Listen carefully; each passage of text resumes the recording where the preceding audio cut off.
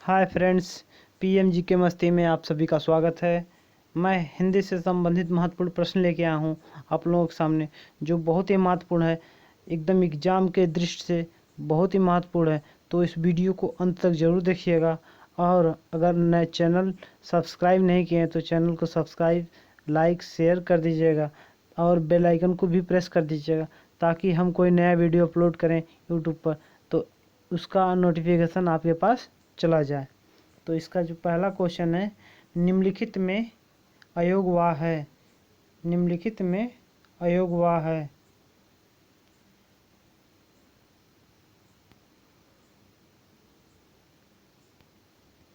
निम्नलिखित में अयोग्य कौन है? वह विसर्ग है। तो इसका जो विकल्प नंबर 1 है, निम्नलिखित में अयोग्य कौन है? विसर्ग है। अगला क्वेश्चन है, किस क्रमांक में ईश्वर का सही उच्चारण स्थान है? किस क्रमांक में ईश्वर का सही उच्चारण स्थान है? तो कंठ का कौन क्या हो जाएगा? कंठ से जो हो जाएगा का खा गा घा अंगा, तो एक कंठ हो जाएगा। और ताल से चा छा जा झा इया एवं स्वर भी होते हैं। ओष्ठ से पा फ मा, तो इसका जो आंसर हो जाएगा ई का, इसका हो जाएगा बी, विकल्प नंबर बी, तालु से संबंधित है। इसका उच्चारण स्थान तालु से है। अगला क्वेश्चन है, व्यंजन वर्गीकरण की दृष्टि से ला व्यंजन किस वर्ण में भेद रखता है? भेद रखा जाएगा। व्यंजन वर्गीकरण की दृष्टि से ला व्यंजन किस वर्ण भेद में रखा जाएगा? तो यह किस व्यंजन वर्ण के भेद के अंतर्गत रखा जाएगा? यह वत्स्य। क्वेश्चन नंबर अगला है, छा वर्ण किस योग से बनता है? तो छा योग किसके योग से बनता है? आधा का प्लस सा, आधा का प्लस छा, आधा का प्लस छा, आधा का प्लस सा। तो व्यंजन यह जो होता है छा, यह का प्लस सा। अगर व्यंजन वर्ण पूछा है तो इस पे हलंत रहेगा। अगर व्यंजन छा व्यंजन पूछता है तो इस पे भी हलंत रहता है। तो इसका जो आंसर हो जाएगा आधा का प्लस खष्टी सा। खष्टी सा के आधा सा प्लस खष्टी सा के योग से छा का निर्माण होता है। तो अगला क्वेश्चन है, निम्नलिखित में से कौन सा वर्ण उच्चारण की दृष्टि से दंत नहीं है? निम्नलिखित में से कौन सा वर्ण उच्चारण की दृष्टि से दंत नहीं है? तो ता का जो हो जाएगा यह ता, था, द, ध, ना, ये सब क्या है? दंत है। तो यह जो टा बचेगा, टा ठा डा ढा, यह तालु से हो जाएगा। इसका जो आंसर हो जाएगा डी, तालु से। क्वेश्चन नंबर 6, हिंदी शब्दकोश में छा का क्रम किस वर्ण के बाद आता है? हिंदी शब्दकोश में छा का क्रम किस वर्ण के बाद आता है? तो इसका जो किन दो शब्दों से मिलकर बनता का प्लस खष्टी सा। तो छा का वर्ण क्रम क्या होगा? छा का किस वर्ण के बाद आता है? तो इसका आंसर हो जाएगा का के बाद आता है, ना कि छा के बाद, ना कि त्रा के बाद, ना कि ज्ञा के बाद। यह दो वर्णों से मिलकर बना है, आधा का प्लस खष्टी सा। तो इसका जो आंसर हो जाएगा इक्का। अगला क्वेश्चन है, यदि नीचे का होठ पूरी तरह काट दिया जाए तो किस ध्वनि के उच्चारण में कठिनाई होगी? यदि नीचे के होठ को पूरी तरह काट दिया जाए तो किस ध्वनि के उच्चारण में कठिनाई होगी। तो आप लोग बताने का कोशिश करें कि किस ध्वनि का। तो इसका जो आंसर हो जाएगा, होठ को दबा के बोलिएगा ला, ध, ख, लेकिन ब जब बोलेंगे तो आपका होठ सटेगा, तो इसलिए अगर होठ को काट दिया जाएगा तो बा हम नहीं बोल पाएंगे। इसको ला को भी बोल देंगे, धा के भी बोल दें। एक बार बोल के प्रैक्टिस करिएगा, क्योंकि बिना प्रैक्टिकल के पता नहीं चलेगा कि सही है कि गलत है। किस क्रमांक में अघोष व्यंजन है? किस क्रमांक में अघोष व्यंजन है? तो अघोष व्यंजन, अघोष और सघोष दो व्यंजन होते हैं, तो इसमें से कौन सा है? स, बड़ा सा मूर्धन्य सा। क्वेश्चन नंबर 9 है, किस व्यंजन के उच्चारण में जिह्वा तालु से नहीं टकराती है? किस व्यंजन के उच्चारण में जिह्वा तालु से नहीं टकराती है? तो इसमें से टकराती कौन है? चा बोलेंगे तो टकराएगी, या बोलेंगे तो सा बोलेंगे, लेकिन घा बोलेंगे तो घा से नहीं टकराती है। क्वेश्चन नंबर 10 है, किस क्रमांक में अंतस्थ व्यंजन है? किस क्रमांक में अंतस्थ व्यंजन है? गा घा होगा कि दधा होगा कि डढ़ा कि या वा? अंतस्थ व्यंजन कितने होते हैं? 4। कौन कौन से होते हैं? या, र, ल और वा। तो या और रा, या वा यहाँ पे 2 दे रहा है, तो अंतस्थ व्यंजन जो हो जाएंगे या और वा। तो अंतस्थ व्यंजन कितने होते हैं? 4। अगला क्वेश्चन है, न व्यंजन का उच्चारण स्थान है। न व्यंजन का उच्चारण स्थान क्या है? तो इसका जो हो जाएगा, नासिका तो होगा, लेकिन यहाँ मूर्धा दिया, ये नहीं हो सकता। यह ओष्ठ प्लस नासिका, ये भी नहीं। वतस प्लस नासिका, यही है आंसर। इसका जो आंसर हो जाएगा, ये हो जाएगा। क्वेश्चन नंबर अगला है 12, वर्णमाला में कुल वर्ण होते हैं। वर्णमाला में कुल कितने वर्ण होते हैं? 52। तो 52 वर्ण होते हैं। तो वर्ण कितने, वर्णमाला कितने विभक्त होते हैं? 2। कौन कौन से? स्वर और व्यंजन। तो अगला क्वेश्चन है, इनमें से कौन वृत्तामुखी स्वर है? इनमें से कौन वृत्तामुखी स्वर है?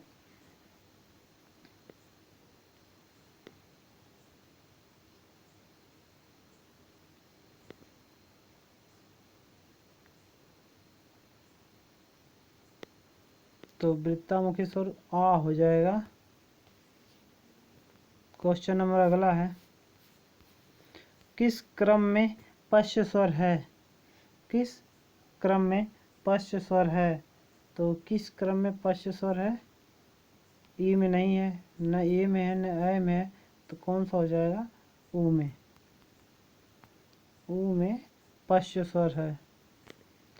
क्वेश्चन नंबर 15 है, छत्रज्ञ है, क्या है?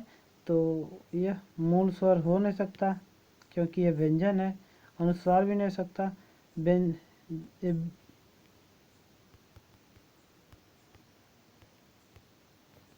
यह संयुक्त स्वर नहीं हो सकता। यह संयुक्त व्यंजन है। संयुक्त व्यंजन कितने होते हैं? 4। कौन कौन से? छत्र, त्र, ज्ञ और एक सरा होता है। तो संयुक्त व्यंजन कितने थे? 4। छत्र, ज्ञ और सरा। तो क्वेश्चन नंबर अगला है 16, किस क्रम में स्पर्श संघर्षी व्यंजन है? किस क्रम में स्पर्श संघर्षी व्यंजन है? तो वह च और छ। अगला क्वेश्चन है, किस क्रम में पार्श्विक व्यंजन है? किस क्रम में पार्श्विक व्यंजन है? तो क्वेश्चन नंबर 17 का जो आंसर हो जाएगा पार्श्विक व्यंजन ल होता है। अगला क्वेश्चन है किस क्रम में तालव्य व्यंजन नहीं है? किस क्रम में तालव्य व्यंजन नहीं है? तो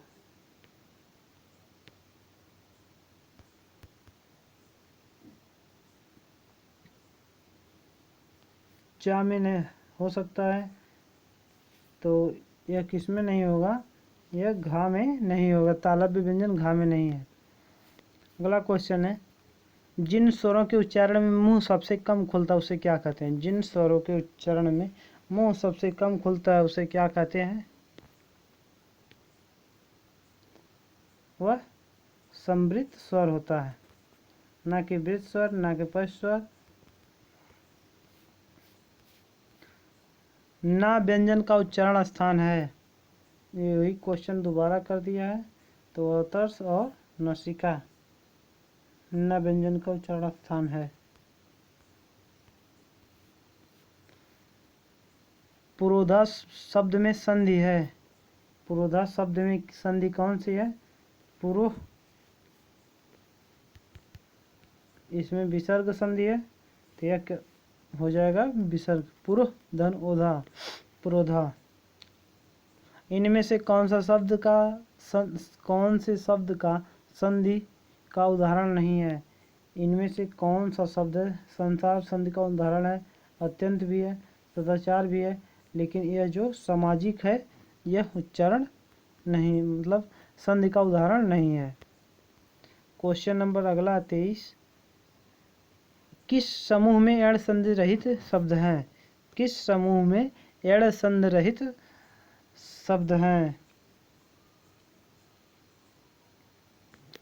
तो किस में हो जाएगा? पितृनुमति। तो इसका जो आंसर हो जाएगा यह इसमें है। इस एड़ सहित संधि रहित शब्द हैं। निम्नलिखित में से कौन से शब्द विसर्ग संधि नहीं है? निम्नलिखित में से कौन सा शब्द विसर्ग संधि नहीं है? निम्नलिखित में से कौन सा शब्द विसर्ग संधि नहीं है? तो विसर्ग संधि मनोकुल। तो मनोकुल जो है विसर्ग संधि है। क्वेश्चन नंबर अगला 25 निम्नलिखित में से कौन सा शब्द व्यंजन संधि का उदाहरण है? निम्नलिखित में से कौन सा शब्द व्यंजन संधि का है उदाहरण? तो इसका जो आंसर हो जाएगा स्वागत तो हो नहीं सकता, सरोवर भी नहीं, सरोज भी नहीं। इसका जो आंसर हो जाएगा उच्छ्वास। क्वेश्चन नंबर 26 है निम्नलिखित में से सही संधियुक्त शब्द कौन सा है? निम्नलिखित में से सही संधियुक्त शब्द कौन सा है? तो इसका जो आंसर हो जाएगा गति प्लस अवरोध, गत्यावरोध। ये नहीं हो सकता, यह भी नहीं सकता, यह भी नहीं। तो इसका जो आंसर हो जाएगा यह लघुधन उत्तर, लघुत्तर। क्वेश्चन नंबर अगला है इनमें से सही संधि विच्छेद का उदाहरण है। इनमें से सही संधि विच्छेद का उदाहरण है। तथा धन यू है, तथे हो जाएगा। सच ये भी गलत है, ये भी है, ये भी गलत है, सॉरी। यह महाधन महर्षि, महर्षि का उदाहरण है।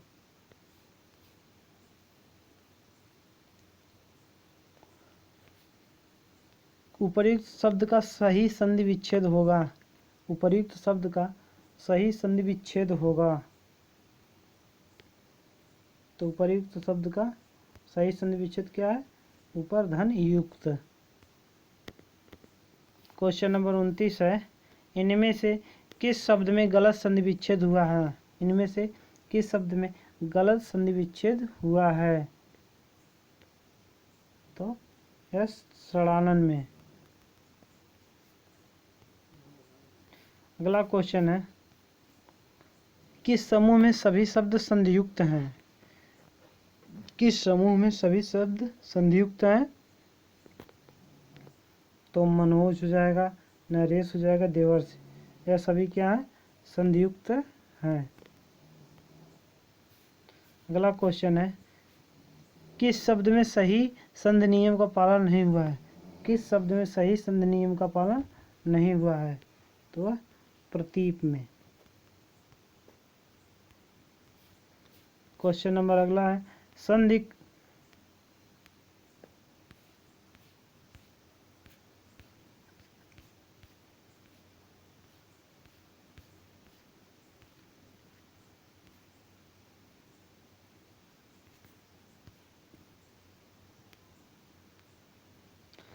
संधि का सही प्रयोग किस शब्द में हुआ है? संधि का सही प्रयोग किस शब्द में हुआ है?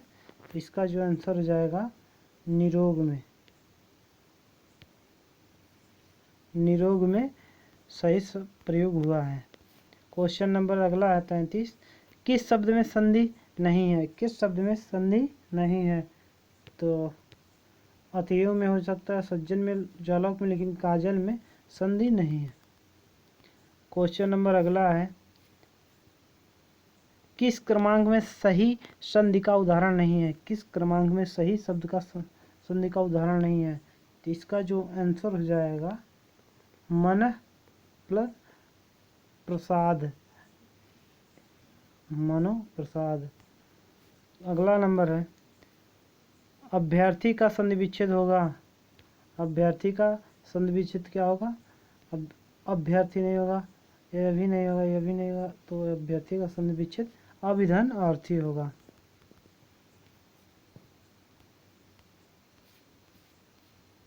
किस क्रमांक संरचना में तब शब्द गत रचना में संधि का नियम अपवाद है?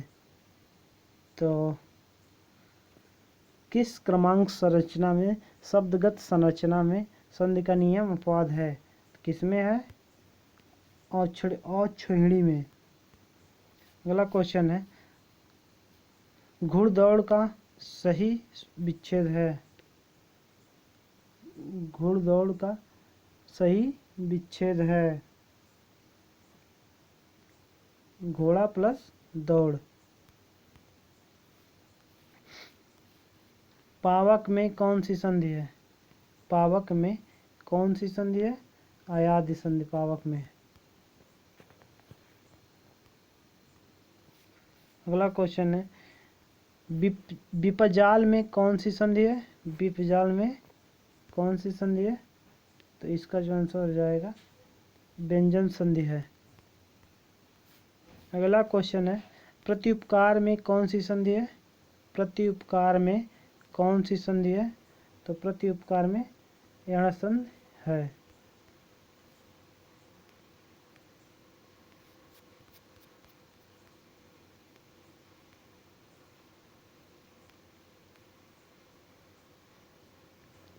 नयन में कौन सी संधि है? तो नयन में अयादि संधि है। अगला क्वेश्चन है, धनुष्टकार में कौन सी संधि है? धनुष्टकार में कौन सी संधि है? तो इसमें विसर्ग संधि है। क्वेश्चन नंबर अगला है, परस्पर में कौन सी संधि है? परस्पर में कौन सी संधि है? तो परस्पर में कौन सी संधि हो जाएगा? विसर्ग संधि। क्वेश्चन नंबर अगला है, दिग्दर्शक में कौन सी संधि है? दिग्दर्शक में कौन सी संधि है? तो दिग्दर्शक में कौन सी संधि हो जाएगा? व्यंजन संधि। अगला क्वेश्चन है, यद्यप में कौन सी संधि है? तो यद्यप में यण संधि है। क्वेश्चन नंबर अगला है, ग्रीस में कौन सी संधि है? ग्रीस में दीर्घ संधि है। भानुदय में कौन सी संधि है? भानुदय में कौन सी संधि है? तो भानुदय में दीर्घ संधि है। बहिरंग में कौन सी संधि है? बहिरंग में कौन सी संधि है? तो बहिरंग में कौन सी संधि हो जाएगा? विसर्ग। अनुष्ठान का संधि विच्छेद होगा। अनुष्ठान का संधि विच्छेद होगा। तो इसका जो आंसर हो जाएगा अनु प्लस ठान।